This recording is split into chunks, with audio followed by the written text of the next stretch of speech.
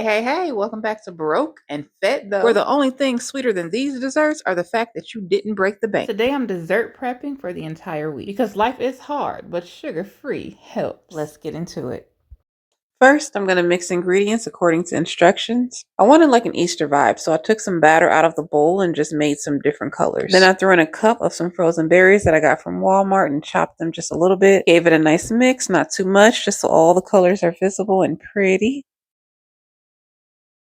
Gave it a pat down so there are no spaces anywhere in the batter. Put that in the oven on 325. Preheated though. Lord knows I have made that mistake before. And it came out looking like this. Moist and glossy and wet. I'm guessing it came out so wet because the berries were frozen when I put them in there, so they had to unthaw during the baking process. But none of that mattered when I ate it because it tasted just like the Fruity Pebble cereal. I was so surprised because for this week's dessert prep, I was just doing anything and hoping it came out good. And oh my God, it did. I ended up being able to cut 3 small pans of this cake into 36 slices.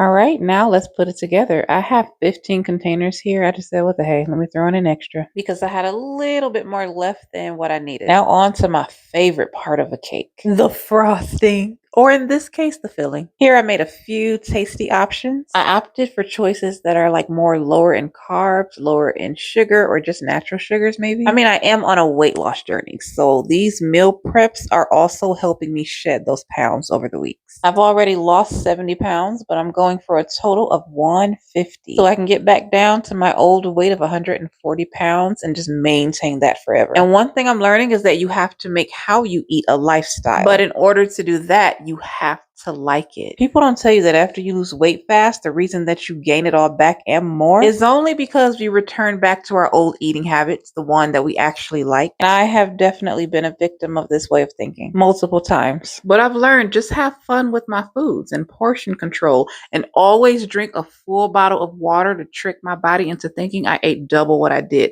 Now that has really helped. And after a while of eating a certain way, your body gets used to it and you actually don't want to go back to the old way. You would have to force yourself back into it. And now, just like that, the entire week of desserts is now assembled. Just gonna put the top pieces of the cake on these babies, put the tops on them, and throw them all in the freezer.